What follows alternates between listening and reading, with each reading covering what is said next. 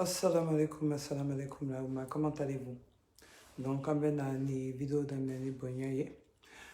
Allahumma salli ala Muhammad wa ala ali Muhammad, kama sallaita ala Ibrahim wa ala ali Ibrahim, wa barik ala Muhammad wa ala ali Muhammad, kama barakta ala Ibrahim wa ala ali Ibrahim, fil alamin innaka hamidun majid. Sallallahu alayhi wa sallam. Donc, vidéo, ça va concerner Muawiyah, une grande personnalité dans l'islam, dont les chiites transforment l'histoire. Donc, en bena dawa mikebi, abena ke Muawiyah ka, comme ça, morochama bena famuya, morochama bena ka histoire famuya. Parce que Shio Nunu be Muawiyah ka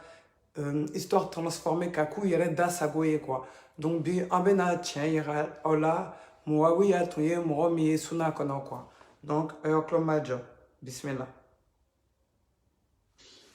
بسم الله الرحمن الرحيم الحمد لله رب العالمين ولا عدوان إلا على الظالمين وأصلي وأسلم على المبعوث رحمة للعالمين وعلى آله وصحبه ومن اهتدى بهديهم إلى يوم الدين أما بعد السلام عليكم ورحمة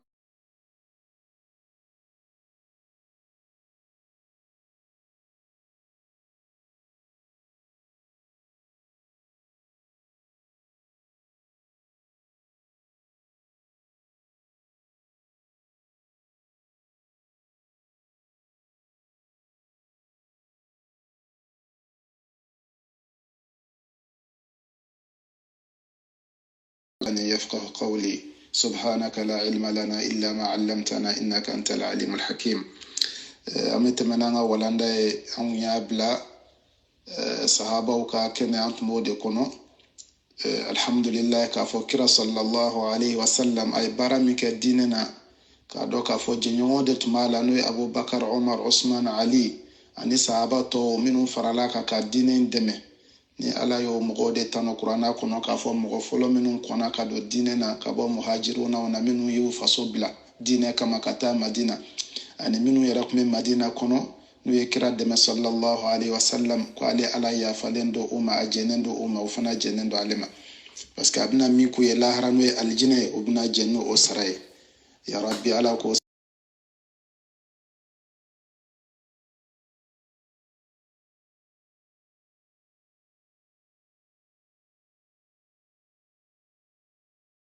solen kɔfɛ ka se ka fitnaw dɔw sahabaw ni ɲɔgɔn cɛ pour que fitna ka se ka wuli o y'o dabɔ mun kama o ka se ka kira yɛrɛ de tɔgɔ tiɲɛ silamaya kɔnɔ parce que n'i ko adamaden ma ko karisa jɛɲɔgɔn si man ɲi o kɔrɔ de i bɛ fɛ ka dɔ fɔ a yɛrɛ ma o kumana an b'a dɔn k'a fɔ an ka kiraba in ka sanu ka bɔ o ma o kumana n'o ye siyaw ye ni mɔgɔw k'u ma sitiw an b'a fɔ olu de bangena kufa n'o ye iraki dugu dɔ ye u ka dawa de nana daminɛ ye nka a daminɛ kuma y'o de fɔ n ko siya ɲuman tun bɛ minnu tun bɛ ali yɛrɛ ka k'a dɛmɛ a ka fanga kɔnɔna na minnu ma muruti a bolo an y'o fɔ n ko sahaba caman tun b'o la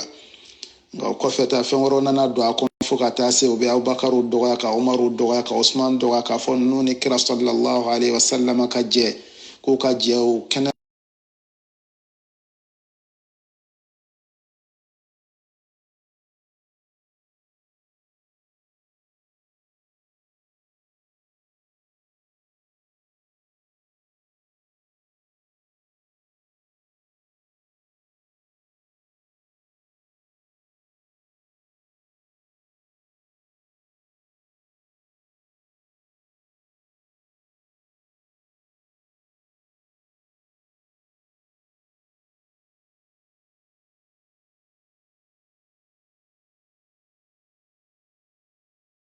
kaba nkalon bɛ kɛ adamadenw kɔnɔ i b'a fɔ tiɲɛ don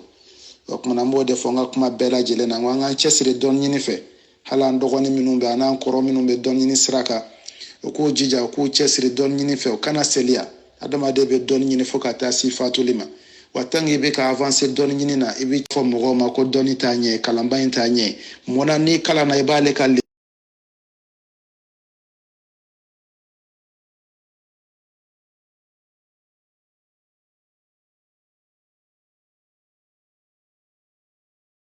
fɔlɔ mali kɔnɔ olu ka tile la nin ko ninnu kɔni tɛ se ka ɲɛ sɔrɔ mais o y'a ye k'a fɔ sisan dɔɔni fanga dɔgɔyara ani jumɛn tuguni كسر حاجز الولاء والبراء بين المسلم والكافر أو بين السني والبدعي ina fo sisan kanu ɲɔgɔnya dɔnnibaa ɲuman sunna dɔnnibaa ɲuman ni ɲɔgɔn cɛ walama dɔnnibaa ɲuman ni bida dɔnnibaa ɲuman ni ɲɔgɔn cɛ o de karila ka bɔ yen parce que o bɛna ni plan ye k'a fɔ ko ko an k'an cɛsiri an ka bɛn kelen ma ko silamɛ innamal mu'minuna ikhwa mu'minu bɛɛ ye balima ye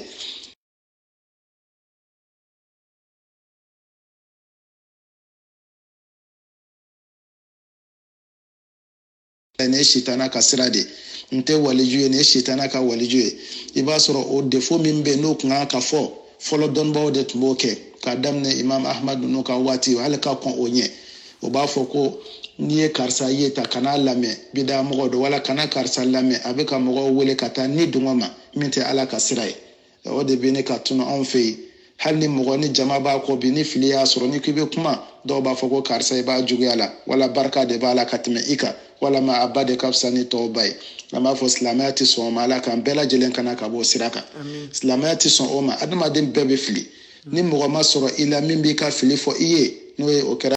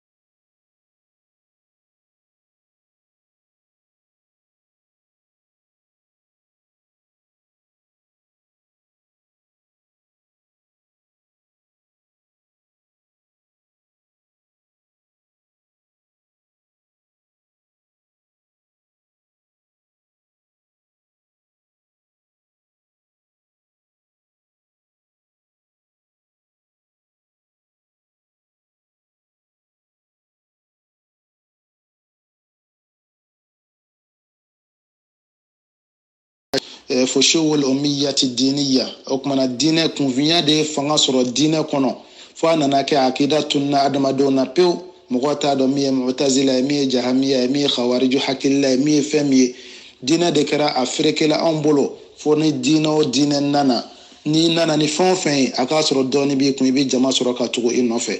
o kumana ka bida mɔgɔ kɛlɛ dɔnnibaw ko o ye jihadu dɔ de ye o ye jihadu dɔ de ka se ka kira sallallahu alaihi wasallam k'a ka sira jira mɔgɔw la parce que anw ka jamana a tiɲɛna bi a tiɲɛna bi i b'a sɔrɔ jama n'an bɛ ɲɔgɔn sɔrɔ yɔrɔ caman a kɛra bamakɔ kɔnɔ a kɛra région wɛrɛw ye o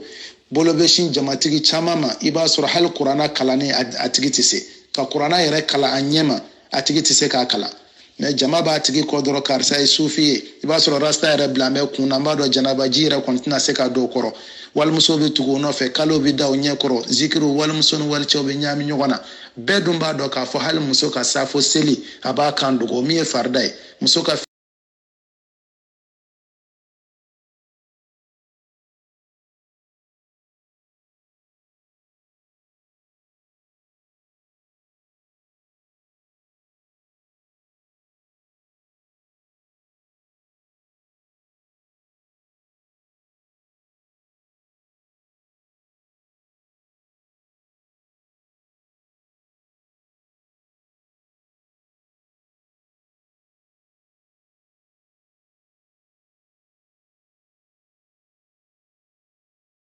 ala ka kuranna in ta ko o ɲami o cɛ ma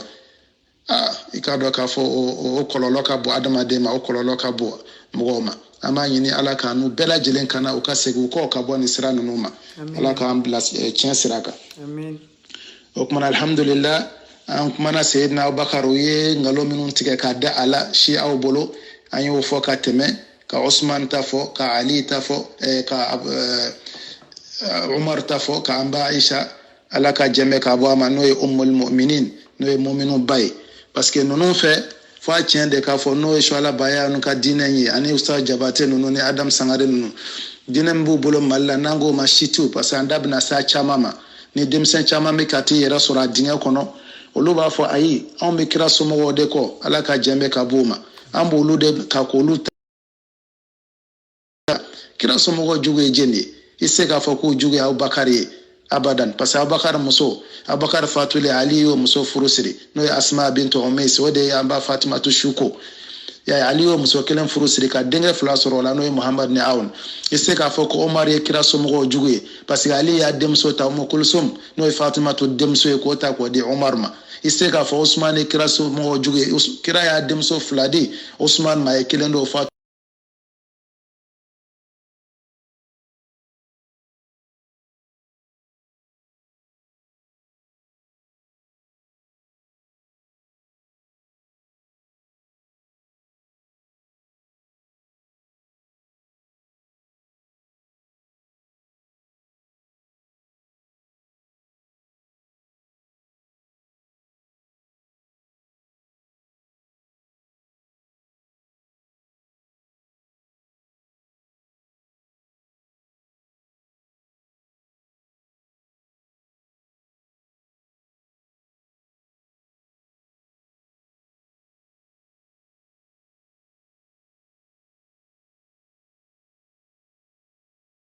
fan fɛ k'u kanu k'u tanu ka yafa deli ala fɛ k'a jira an dusukun na fana k'a fɔ maa tilennenw kun don mɔgɔ dɔ minnu kɔnna diinɛ in na bonya b'u ɲɛ kosɛbɛ o kumana mankan min tɛmɛna o ni ɲɔgɔn cɛ k'o mankanw fɔli dabila fo n'a kɛra i bɛ k'a tiɲɛ de walawala k'a ɲɛfɔ mɔgɔw ye o kumana nasu caman nana kurannaw kɔnɔ o hadisaw la o k'a fɔ ko ninnu ala ko a jɛnnen d'u ma a tilala ka الجنة لابئوني والسابقون الأولون من المهاجرين والأنصار والذين تبعوهم بإحسان رضي الله عنهم ورضوا عنه وعد لهم جنات تجري تحتها الأنهار خالدين فيها أبدا ذلك الفوز العظيم وكمنا على نون تنو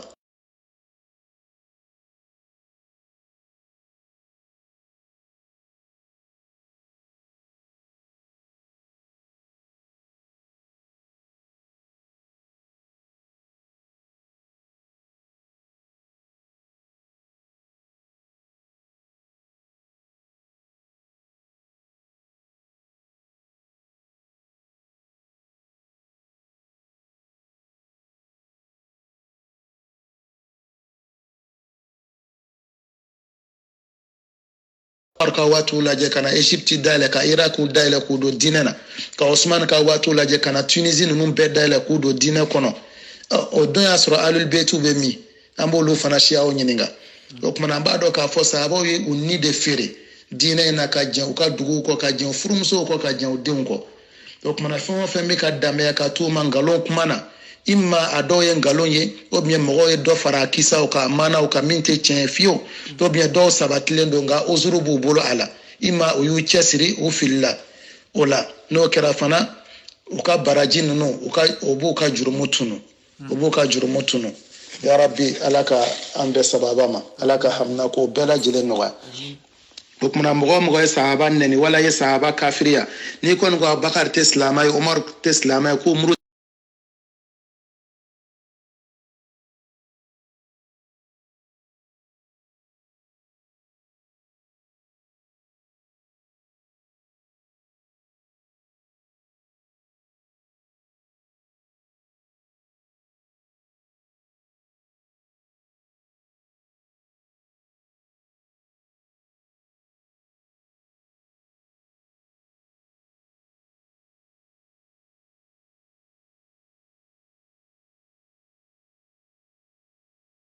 mon Abi Sufyan parce que de taka gela ala kosebe o ye fen chaman de fo o fanama ina fo ye minun fo Omar makateme ka min fo Usman makateme ka min fo amba Aisha mako ere bo dina na kos kasura ala ere ni kira fo sallallahu alayhi wa alihi wa sallam qur'ana kono ka fo wa azwajuhu ummahatuhum ka fo kira furum so ya bawde o kuma ni e ko ki bawte imanga ka fo ki bu nani kata kuma juguta ko o siga umma ya rabbi ala ka angana ala ka ambla chen siraka ala ka ambla chen siraka kalsa dine ala ka ta fanga dama dine ala ka ta fanga dama ya rabbi filimi mana an soro ko o ya fa anye ya rabbi ala mo kera filimi mana an soro ko o ya fa anye ya rabbi ala mo kera sahaba no ko kanu do ana ya rabbi ala mo kera o kuma da wonna ka Muawiya dogoya no e Abu Sufyana de no e Hindu de we kuma minun famu kunda surunya watu koron kama Shia ke kono Ibn al-Mutahhar al-Hilli miye kitabu bon Minhajul Karama shiyauka kitabu bado ne buntemiya Sheikhul Islam alaka hinana ay radduke kitabu inka ka toda Minhajus Sunnati Nabawiyya fi naqd kalam ash-Shi'ati wal Qadariyya Ibn al-Mutahhar shiyauka karamugo yanko ako kira sallallahu alayhi wa sallam kwa Muawiya danga ka koro ko atlala ki kanto ko ni we Muawiya yi ale ka minbaru sanve almamin be juma sele na dura bi sigi min kan no minbaru ko akafaga ya ko kafaga ko Muawiya tlala ka Ali kele ya do ka kuma be ko ami ka Ali de la pasa kasro wa aliyun minhum bari Ali yere kasano ka bonu numa alul beyti Hasan Hussein foga tabla atola ka sano ka bonu nunga tabulo ima ko kasro ko ni mugo yi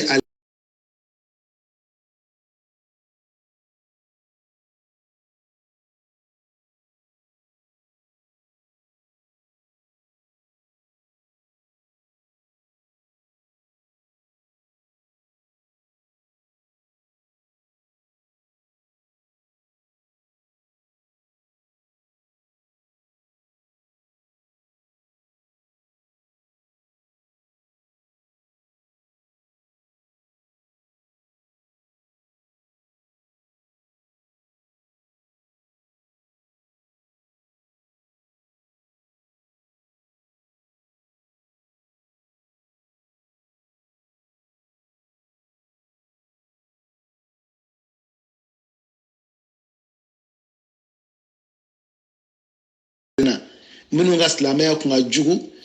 juguya kun ka jugu mais olu silamɛya na mais a ma mɛn tariku kɔnɔ don si ko Muawiya kun bɛ kira juguya la a fa kɔni Abu Sufyan ye kira sɛgɛn Baduru kɛlɛ ni Uhudu kɛlɛ ninnu na nka a nana silamɛya fa ka silamɛya nana ɲɛ o tuma na olu min tun ka jugu ni Muawiya ye an ma fɛn fɔ olu ma fo a nana kuma Muawiya kan parce que ko munna a nana fanga ta Hasan ka waati la Ali fagalen kɔfɛ o tuma na dɔnnibaa bɛɛ bɛnna kan k'a fɔ Muawiya a ka silamɛya ɲɛna a tubira min kɛ Seydina Umar ala ka jɛmɛ ka bɔ a ma Muawiya kɔrɔkɛ tun bɛ ko Yazid ibn Abi Sufyan ale de tun bɛ Shami kunna Siri kunna o fatulen min kɛ Seydina Umar ye Muawiya bila a kɔrɔkɛ nɔ na Seydina Umar a ye Muawiya bila a kɔrɔkɛ nɔ na n'o ye Yazid ibn Abi Sufyan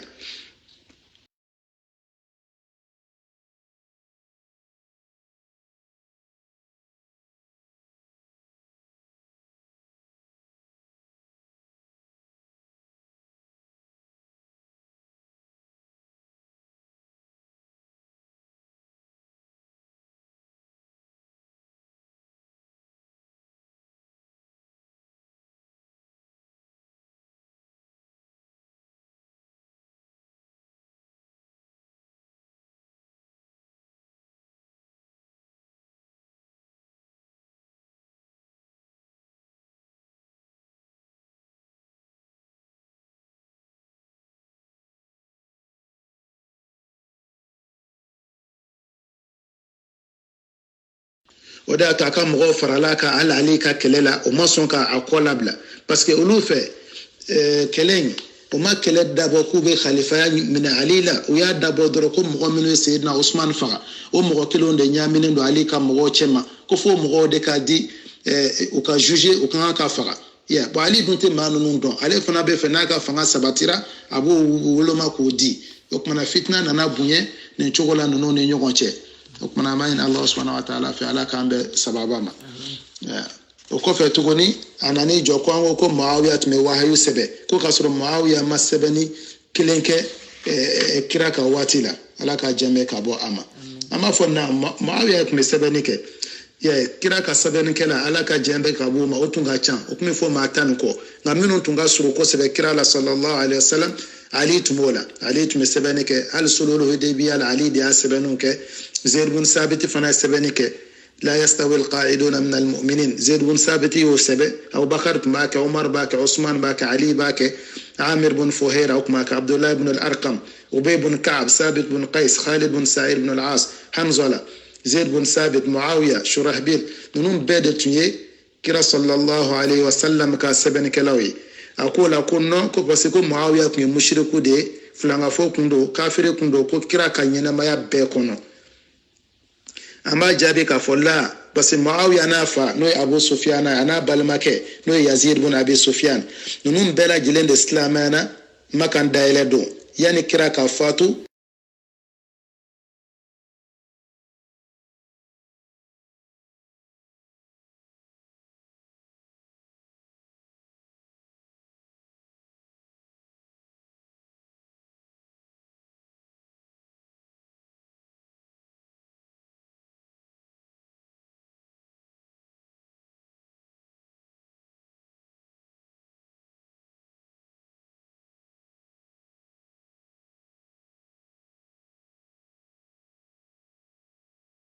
bɛɛ lajɛlen silamɛyana Makan dayɛlɛ de Abu Jahali denkɛ n'o ye Ikrima bin Abi Jahal ninnu bɛɛ ani Abu Sufyan ninnu bɛɛ lajɛlen de silamɛyana n'aw ko o tun bɛ kira juguyara bon tɔ ninnu an ye minnu fɔ sisan Abu Jahali kira o fagara Baduru kɛlɛ y'a dɔn o tun ye kira juguba de mais o denkɛ nana silamɛya est ce que mɔgɔ ye denkɛ in lebu k'a fɔ ko munna a fa tun man ɲi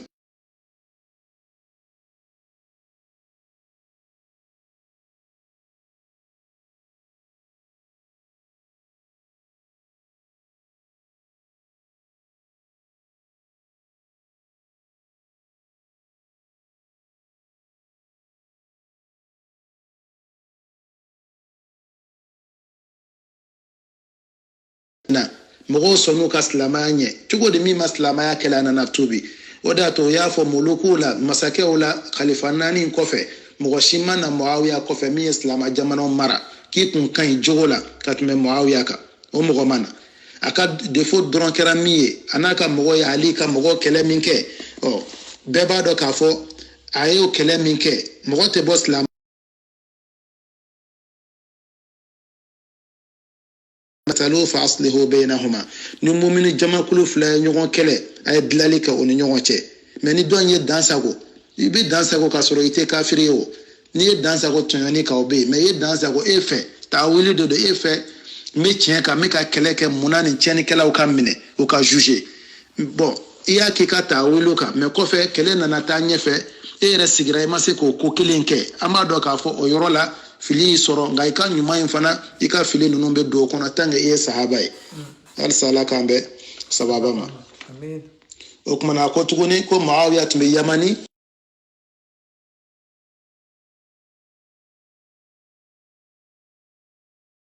mana ko ale bɛ sa a ka bolibato kan an b'a fɔ Makan dayɛlɛ kɛra sunkalo de a kɛra sunkalo kɔnɔna na kira sallallahu alaihi wasallam a ka hijira san 8 bon ale ko Muawiya tun ye mushriku ye k'a bolila ko ka taa Yamani ko parce que ko kira kun n'a sɔrɔla k'a ka faga an b'a fɔ la kira ko minnu sɔrɔla k'u ka faga o mɔgɔw tun bɛ yen Muawiya tun t'o olu la Muawiya tun t'olu la bon a nana tuguni ko Muawiya ko ye kɛlɛ kɛ ka kɛlɛ kɛ ko fɔ a nana pɔsɔni kɛ ko ka kira sallallahu alaihi wasallam a mɔden n'o ye Hasan ye i y'a ye ko a ye Hasan ka pɔsɔni d'o ma ko k'o faga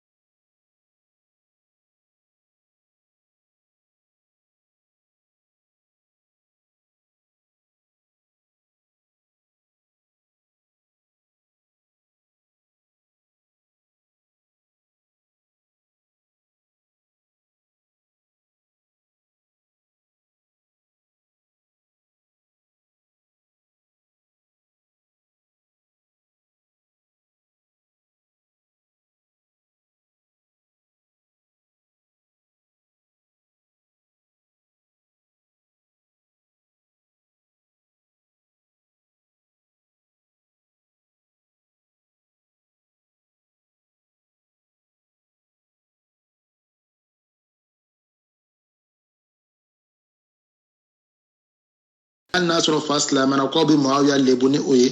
an b'a fɔ est ce que mɔgɔ bɛ se ka Ali fana lebu k'a fɔ Ali binakɛ tun ye kira juguya n'o ye Abu Lahabi ye parce que Abu Lahabi ye Ali binakɛ de a binakɛ de don a tun tɛ kira fɛ fiyewu fo suran jigira tabati yada Abi Lahabin wa tab mais mɔgɔ dɔ ka juguya tɛ se ka taa boli a den kan k'an bɛ den juger n'o ye o tɛ se ka kɛ silamɛya tɛ sɔn o ma o kuma ma fɔ fatu makata kɛra makan dayɛlɛla sungalo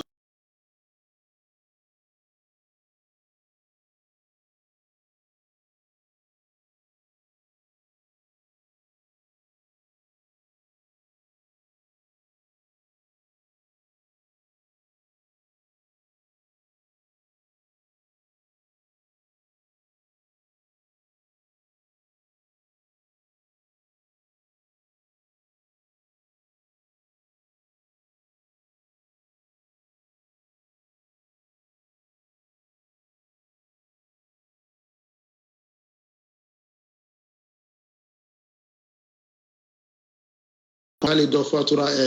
uhudu don ni kun ye kasange dɔ a sen n'a kunkolo bɛ bɔ n'i y'a dɔn a kunkolo la a sen bɛ bɔ mais Allahumma salli ala Muhammad nka ba in de kun ye setigi ye nka ale nana silamaya min kɛ ba y'a ka fɛn bɛɛ minɛ a na ko f'a ka segin a kɔ a ma sɔn ka segin a tora diinɛ in na Mus'ab ibn Umair a tɔgɔ ye Mus'ab ibn Umair a tora diinɛ na f'a nana faga uhudu don nka n'u kun ye kasange dɔ a sen n'a kunkolo bɛ bɔ n'u y'a dɔn a kunkolo la sen bɛ bɔ o kumana Yazid an b'a fɔ Yazid n'o ye Muawiya den ale bangena de Usman ka kalifa waati nka Yazid dɔ in ale kun ye sahababa de ye o de y'a dɔn Abubakar Sidiq kun y'a bila Shami fana ɲɛmɔgɔw la ale fatura Umar ka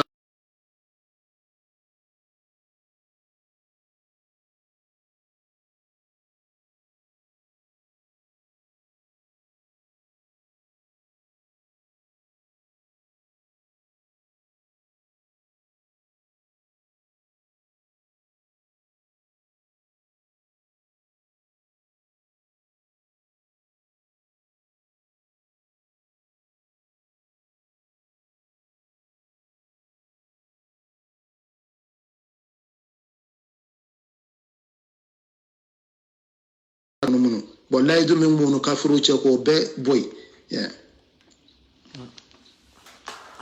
o kumana ni jurumu dɔ sɔrɔ Muawiya la k'a fɔ k'a bɔra de ka taa Ali ani Ali ka kɛlɛ la o kumana an b'a fɔ o ye silamɛya min kɛ Ala b'o yafa mais k'a fɔ ko kira de kun ko f'a joli ka bɔn ko k'a faga an b'a fɔ kira y'o minnu joli daga Makan dayɛlɛ la olu tun bɛ yen Abdullah ibn Khatal o kɔni y'o faga Makan kɔnɔ ale bolila ka t'i bila Alikaba fɛn na parce que a ye musow ta ka kira nɛni ka kuma bɛɛ kɛ ka kira dɔgɔya bon cogo di Muawiya joli bɛ daga k'a sɔrɔ denmisɛnnin fitinin don hali jurumu t'a la a ma dɔn yɛrɛ k'a fɔ k'a tun bɛ kira dɔgɔya siɲɛ kelen o ma deli ka kɛ o kumana Ala k'an bɛn sababa ma Ala k'an bɛn sababa ma o de y'a to Muawiya dɔnnibagaw y'a tanu mɔgɔ caman ye Muawiya tanu k'a fɔ ko Muawiya kɛna haliman mɔgɔ min don a tun muɲunen don maa sabalilen tun don fɛn bɛɛ tun bɛ kun a la bon siyaw nana nkalon dɔ tigɛ ko kira sallallahu alaihi wasallam k'a ko cɛ dɔ bɛna bɔ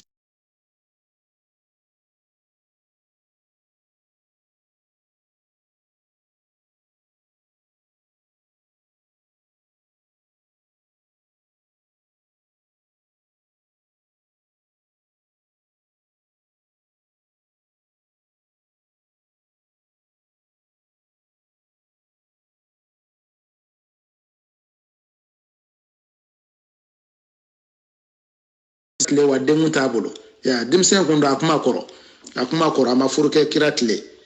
o kumana a den bangena de fo Usman ka waati kɔnɔ n'o ye Yazid ye halisa Ala k'an bɛɛ sababa ma o kumana o waati Muawiya den si tɔgɔ kun tɛ ko Yazid i m'a ye parce que Yazid bangena Usman ka kalifaya kɔnɔ dɔnnibaa bɛɛ bɛn'a kan mais kira ka waati n y'a fɔ a ye n ko muso t'a bolo parce que fantan kun don Muawiya ka furu kɛra Umar ka waati de a sɔrɔla ka Yazid sɔrɔ Usman ka waati hijira san 27 o de y'a to dɔnnibaaw bɛ kuma saba fɔ nin kɛlɛ ninnu na Muawiya ni Ali ka mankan ninnu na dɔnnibaa dɔw ko min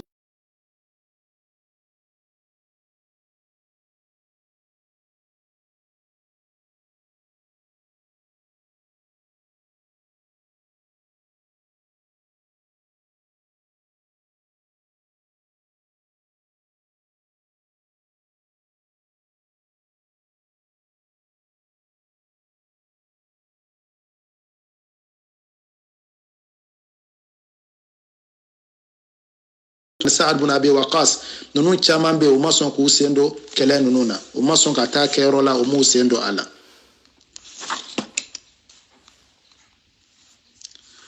O kumana an bɛ kuma kunda surunya min na an b'a fɔ kira sallallahu alaihi wasallam don dɔ la k'a to minbaru kan a y'a mɔden bolo minɛ n'o ye Hasan ye ala ka jɛmɛ ka bɔ a ma a ko inna ibni hadha sayyid a ko nin ye kuntigi de ye ala bɛna jamakulu belebele fila muminuna minal mu'minin muminuna ala bɛn'u cɛ dilan ni nin ye o kumana o kabako nana cogo di no Ali fagalen n'u ye fanga di Hasan ma kalo 6 Hasan ye fanga to yen a ko min fanga to Muawiya bolo a ko Muawiya jija i ka fanga in kɛ i n'a fɔ Abubakar ni Umar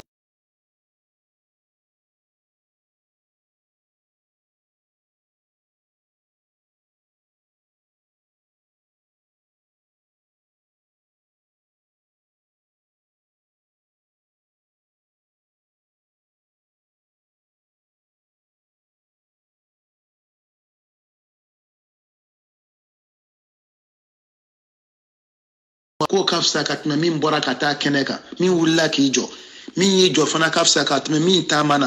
taamana ka fisa fana ka tɛmɛ min bolila k'a fɔ k'i bɛ taa kɛlɛ in kɛnɛ kan o tuma caman y'a fɔ ko nin ko ninnu kɛra sahabaw caman minnu ye qu'udun ye k'a fɔ an kana sen don kɛlɛ in na n'o ye Sa'ad bin Abi Waqqas ani Usama n'o ye kira kanubaga ye ninnu si u ma taa Muawiya ka côté la u ma taa Ali ka côté la an bɛ fɛ ka min fɔ silamɛya na k'a fɔ ko muminu bɛ se ka fitna bɛ wuli n'a kɛra an ta'wilin fitna dɔ ka wuli sisan e miiri la k'a fɔ a bɛ nin cogo in na mais e nana kɔfɛ e nana ye a t'o cogo la n'a ma kɛ filankafoya ko ninnu ye fɛn minnu bɛ o modo b'a la min ma faamu kosɛbɛ o kumana n'i taar'o la mɔgɔ tɛ se k'i kafiriya o cogo la an y'o de fɔ wala yɛrɛ fɔ kuranna kɔnɔ ko muminu fila wa in ta'ifatani minal mu'minina iqtatalu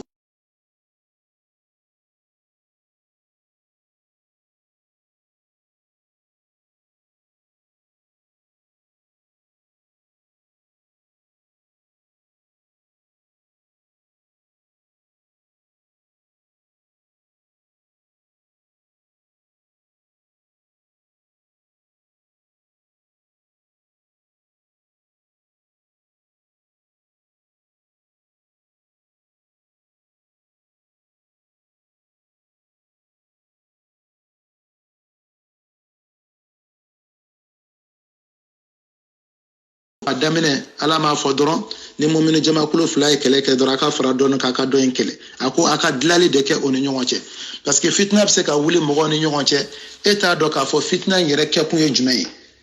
ye fitna in kɛkun ye jumɛn ye i n'a fɔ ye nkalon tigɛ ko Muawiya ye pɔsɔni di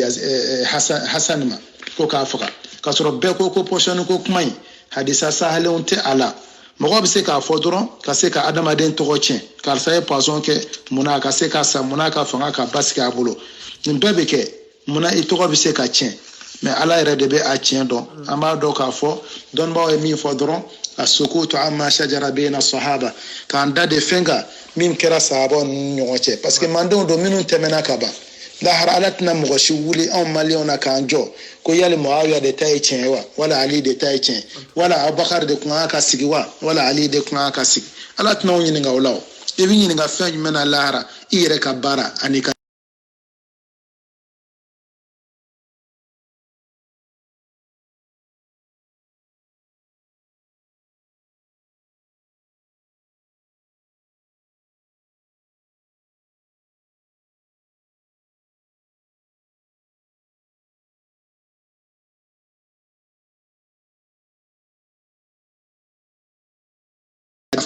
o de bɔra anw ta la bi bato yɛrɛ bɔra la pewu an bɛ karamɔgɔw de kɔ ni an bɔra nin ziyara in na an bɛ taa nin dugu in na n'an bɔra an bɛ taa nin yɔrɔ in na ka kɛ munumunu ye an yɛrɛ kan ka ala bato cogo di an tɛ k'o kalan kɛ an kan ka ala bato cogo di an tɛ k'o kalan kɛ o kumana an b'a ɲini ala subhanahu wa ta'ala fɛ dɔnni nafama ala k'a nɔgɔya an ye dɔnni nafama ala k'a nɔgɔya an ye an ka jurumu k'u yafa yarabi ala m'o kɛra k'an kana k'an bila tiɲɛ sira kan yarabi ala m'o kɛra k'an kana k'an bila tiɲɛ sira kan yarabi ala m'o kɛra an ka jamana fitina minnu b'a kɔnɔ ani silamɛ jamana minnu kɔnɔ yarabi ala m'o kɛra parce que n bɛ nin fɔ k'a caya n'i y'a mɛn a bɛ fɔ ko ka dɔnni ɲini parce que ni e dɔnni tɛ e la e b'a fɔ i b'a ala bato i b'a bato cogo di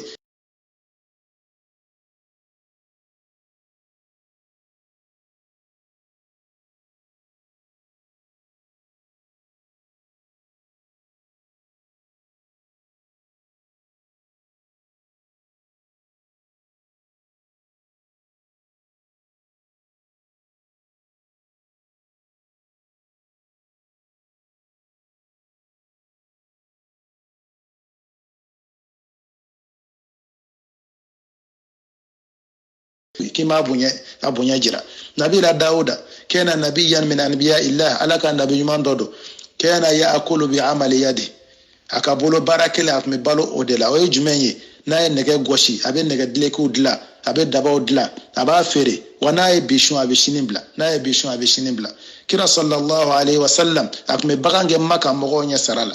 nimbede ukaseka balo halalala ima kira shiye ko abe doni yuruku abadan ote kira bela jilen dona ni tlenea de uka mandon chema ya rabbi ka tlenea noga ya rabbi ala mokera kanga jurumu ya fa ya rabbi ala mokera ka dina tafanga dama ya rabbi ala mokera karamogo minnu b'an ka jamanaw kan n'o bɛ ka balo ni diinɛ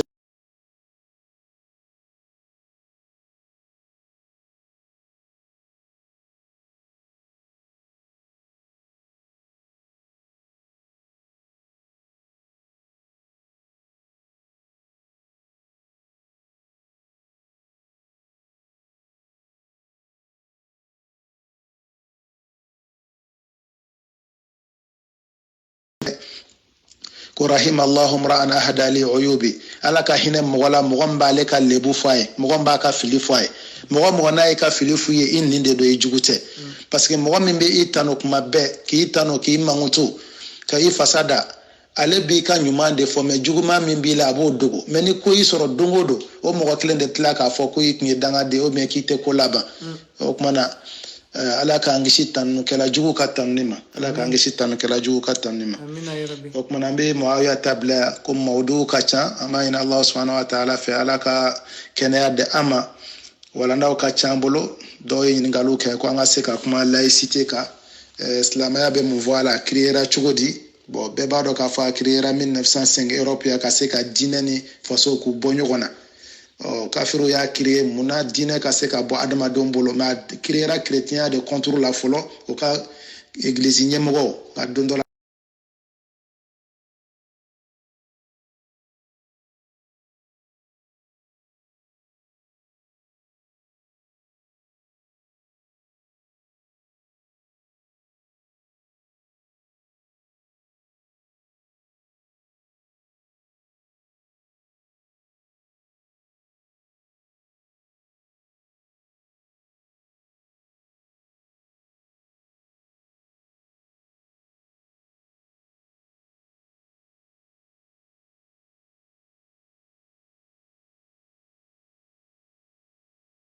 kuma bɛ ko diinɛ ka bɔ a la an ka faso ta dɔw bɛ se k'o kunkolo tigɛ ka t'o kunkolo feere o k'o kɛ wari ye parce que a b'a dɔn n'i ye kunkolo tigɛ n'i y'a fa ni diinɛ ko tɛ i tɛ jɔrɔ foyi la parce que an ka jamana o jamana dɔ hali n'i ye maa fa ni wari b'i bolo i tɛ minɛ o nka i bɛ se k'a to yen mun kama ala de kama i b'a dɔn k'a fɔ n'i ye nin kɛ hali ni fɛn ma bɔ a la ya lahara an bɛ kungo sɔrɔ o kumana diinɛ de bɛ adamaden permettre ka fɛn caman to yen ala kama ani ka lahara kama halisa ala ka diinɛ ta fanga d'a ma o kumana an balima dɔ fana ko kitabu dɔ bɛ yen ko izatu nashiina ko an bɛ se ka to ka a walanda kelen bila an ka ojo laban na munna minnu fana ye madarasa kɛ wala minnu ye kalan dɔ kɛ u bɛ se ka livre ɲini o b'a filɛ a fɛ bon n b'a fɔ alhamdulillah an bɛna lajɛ kitabu in tigi n'o ye Mustafa Al-Ghalaini ala ka hinɛ na a fatura 1959 bon a ye livre in bɔ 1913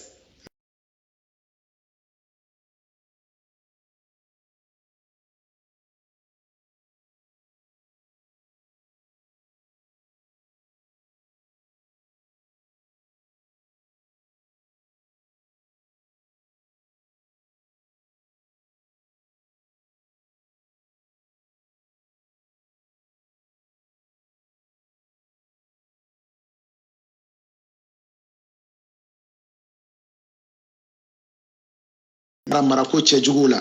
bon i man ka fana ka mɔgɔ min ka baara ye k'i tano kuma bɛɛ ka to k'a lamɛn k'i jugu de don wa tun bɛ kuma o kan an y'a ye k'a fɔ kitabu in nafa b'a la kosɛbɛ bon kitabu in tun bɛ kalan fana an fɛ Segu madarasa la Sabeli Fala kɛrɛnkɛrɛnnenya Mudir Sari ka kalan ala ka hinɛ na a tun bɛ kalan sɛngɛnbane de la kilasi 5nan bon o b'a sɔrɔ a ye denmisɛnninya si tɛ tɛmɛ san 12 11 bon a tun bɛ kalan nka bi komi kalan fana fanga benna bɛɛ b'a dɔn k'a fɔ niveau ba tɛ denmisɛnw na tuguni bon sisan da dɔw b'a kalan lycée de la ou bien o b'a kalan yɔrɔ min mais sɛngɛnbane livre don mais alhamdulillah an bɛ se ka dɔ fɔ a la n'an ka walandaw kɔfɛ an bɛ to k'a kelen bila a bɛ minnu bolo u bɛ se k'a ta k'a filɛ a kɔni nafa ka bon surtout denmisɛnninw ma denmisɛnninw a bɛ dusu don i la a b'i kɛ i bɛ jija i yɛrɛ i t'i jigi da adamaden wɛrɛ kan o kumana an bɛna mukadima kɛ ka miniti 5 ɲɔgɔn wala 7 a bɛ hakɛ to kuma jɛnya na ka se ka o fara a kan n'an tilal'o la an bɛ se ka dɔ wɛrɛw fara a kan don wɛrɛw la o kumana a y'a ka kitabu daminɛ kɛ ikhwani nashi'in ما كلا كفى منها كرفو أقول إخواني الناشئين هذه عظات نافعة ولآلئ لامعة سترونها منظومة العقد في سلك العبرة منثورة الفائدة بقلم الحكمة ترشد إلى المنهج القويم بالأسلوب الحكيم وتهدي من عمل بها إلى صراط مستقيم أنشأتها ورائدي فيها الإخلاص وصوايا صدق نية وهي تحمل بين جوانيها موضوعات شتى من الاجتماع والأخلاق وتنطوي أضالعها على مضامين متنوعة من الآداب والحكم فهي جعبة عبر وكنانة عظات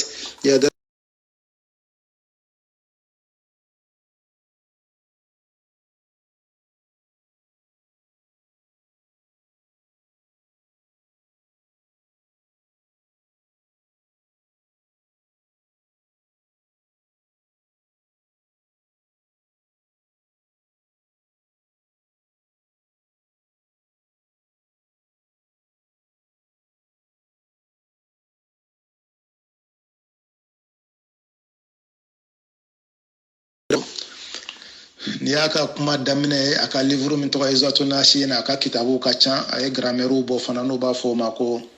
Jami'u Durus al-Arabiyya a ka grammaire livre ka ca kosɛbɛ arabu la a ka histoire livre tarikhu bɛ yen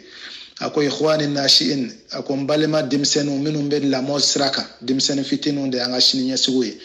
a ko hadhihi izatun nafi'a nin ye wajulikan ye min bɛ aw nafa wala ali ulami'a ani lulu kisɛ minnu bɛ mana n'a bɛ yeleku satarawnaha manzumata al-iqdi a bɛna nin ye a tonnen de don kɔnɔ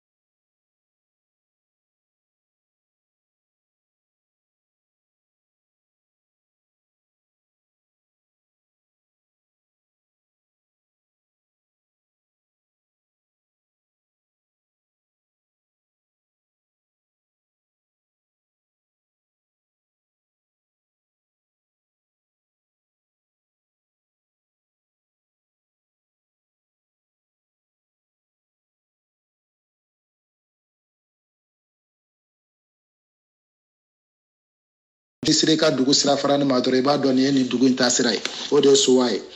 wa hiya tahmilu bayna jawaniha a ko ale ka kuma in a bɛ tali kɛ a kamaw ni ɲɔgɔn cɛ mawdu'atin shatta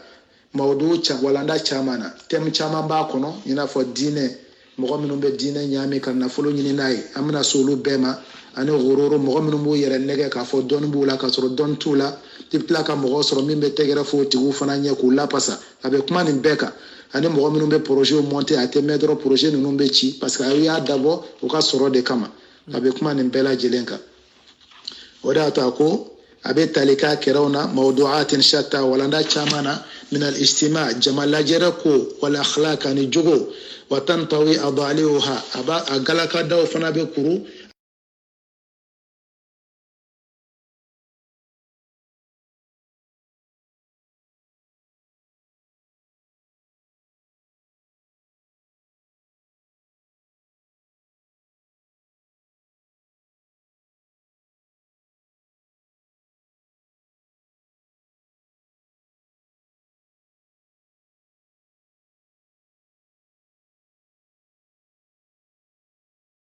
yadra'u biha an-nashi'u an nafsihi a ko denmisɛnnin bɛ se k'ale ka kumakan i bɛ ɲɔni kɛ ka bɔ i yɛrɛ kun kan juyush al-khumuli farifaga kɛlɛbolo la wa kata'iba di'ati ani jashilenya fana o kɛlɛbolo bɛnni kɛlɛbolo la wa yadfa'u ma i bɛ ɲɔni kɛ fɛn na yantabuha min bɛ na min awadi al-amrad al-ijtima'iyya jama lajɛrɛ banaw i n'a fɔ ko dɔw bɛ jamana kɔnɔ abe adamaden dusukun kasi fo abe kena fi bananen do wa tawari al asqam zamaniya ana wati fen chuntaw minu me chun ni poison de do ya wati poison ni chuntaw kuma be ba soro ko kura do be jamana kono ako men ni ale ka kuma nunu lame ibi yere boyro sura ala fa'addu alaiha ayuha an-nashi'un aw dimsana wulitaw aka bamani ken kuma nunu ka bin nawajiz ni tagajuye nawajiz ibado nyimbe nyi laban adrasu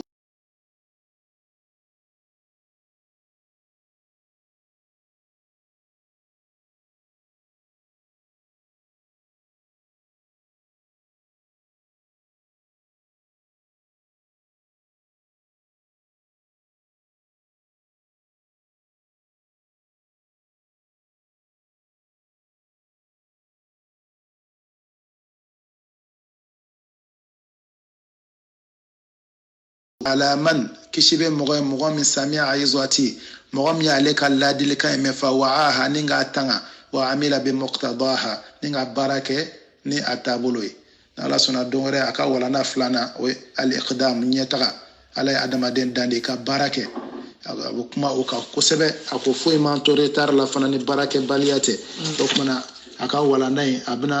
kuma odeka ka fa occidentaux ye jenda ni barainde an ko fe mo fana bana barama ne antora ko fe don rabna kuma odela ko ma fa slama fana alhamdulillah kan ka kalanke fena fembi nafa ngani dabombe dimsene menombe wulu ka se ka fen don u ka se ku tabulo don jien kunyona donc mana ni filimi fana yera ana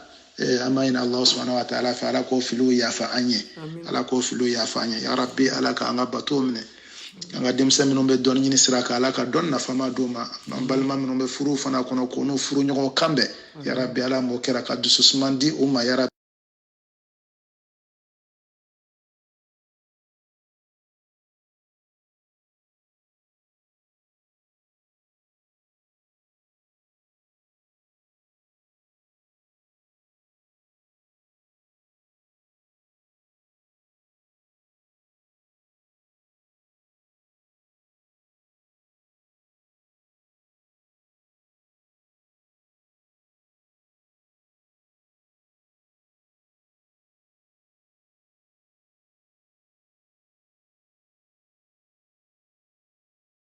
ربنا آتنا في الدنيا حسنة وفي الآخرة حسنة وقنا عذاب النار